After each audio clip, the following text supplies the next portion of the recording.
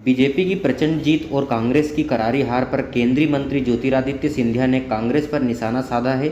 उन्होंने इंदौर में कहा कि चुनाव के नतीजों से कांग्रेस की करारी हार हुई, अब कांग्रेस अपना अस्तित्व ढूंढने में लगी है। गुजरात विधानसभा चुनाव 2022 में बीजेपी ने सभी प्रतिद्वंदियों को धूल चटाते हुए रिकॉर्ड तोड़ दर्ज जीत की।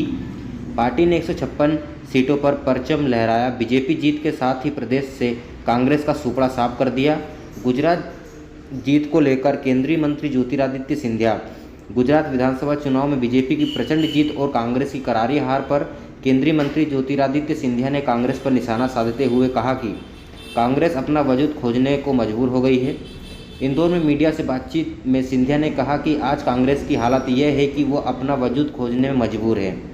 केंद्रीय मंत्री ज्योतिरादित्य सिंधिया ने हिमाचल प्रदेश में आए नतीजों पर कहा कि कांग्रेस की जीत जरूर हुई है और वह बहुत मत में भी आ गई, पर दोनों पार्टियों के बीच जो जीत का अंतर रहा वह काफ़ी कम रहा। हिमाचल प्रदेश चुनाव में कांग्रेस को 40 सीट मिली है, जबकि बीजेपी को चुनाव में 25 सीटें मिली हैं। केंद्रीय मंत्री ज्योतिरादित्य सिंधिया ने कहा कि हिमाचल प्रदेश विधानसभा चुनाव में बीजेपी और कांग्रेस के बीच हार जीत का अंतर महज 1% रहा। इससे पहले के चुनाव में जीत हार का अंतर 6 से 7% का होता था। इससे जाहिर होता है कि बीजेपी को किस कदर हिमाचल के लोग पसंद कर रहे हैं। आज इंदौर एयरपोर्ट पर अजय संघर के नेतृत्व में याकूब खान, लोकेंद्र वर्मा, महेश मकवाना, अब्दुल कादिर और सैकड़ों समर्थन ने वंदन अभिनंदन किया। देखिए तिमिर किरण से जया शेट्टी की रिपोर्ट। आतुर है उनके सम्मान करने के लिए और सारी वो तैयारी हमारे इंदौर स्तर पर, प्रदेश स्तर पर पूरी तैयारियां हो चुकी हैं। हमारी नगर निगम से, महापौर से लेकर, सांसद से लेकर, भाजपा से लेकर, विधायक से लेकर सारे लोग, पूरा इंदौर इसमें लगा। जिस तरीके से उन्होंने जीत हासिल की है और सरकार बनी है, वैसे ही मध्य प्रदेश में भी प्रचंड बहुमत से सरकार बनी है। अब वो सपने देख रहे हैं, उसको मना नहीं कर सकता। सपने देखने का अधिकार है उनको, इसमें क्या। और मैं आपको बता दूं, देश की जनता भारतीय जनता पार्टी के साथ है। देश की जनता हमारे देश के प्रधानमंत्री शीर्ष नेतृत्व मोदी जी के साथ है, भाजपा के राष्ट्रीय अध्यक्ष उनके साथ है और भाजपा के साथ है।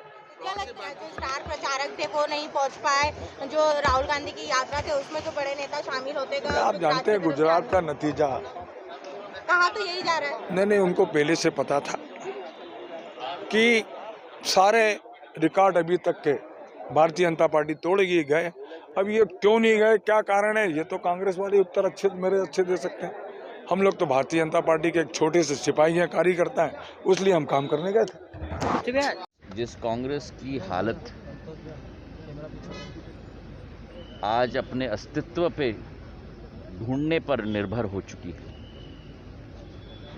और हिमाचल प्रदेश में भी वोट का अंतर 1% से कम रहा है। सामान्य तौर पर जो सत्ता की पलट सदैव होती थी हिमाचल में, कम से कम 6 से 7% का वोट बेस का अंतर होता था दोनों दलों के बीच में।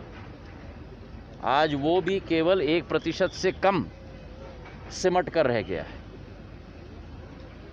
सरकार उनकी जरूर आई है, जीत उनकी जरूर हुई है,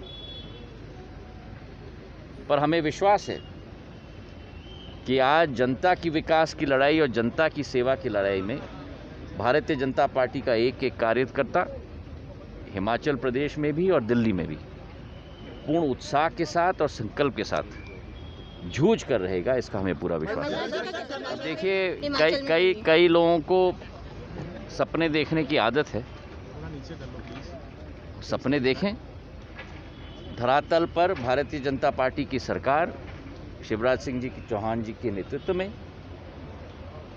सेवा भाव के आधार पर मध्य प्रदेश में कार्य कर रही है। विकास का नया इतिहास रचा जा रहा है और डबल इंजन दोनों केंद्र में और प्रदेश में मिलकर मध्य प्रदेश को एक विकसित प्रदेश बनाने में हर संभव प्रयास ये डबल इंजन की सरकार कर रही है। बहुत बहुत धन्यवाद।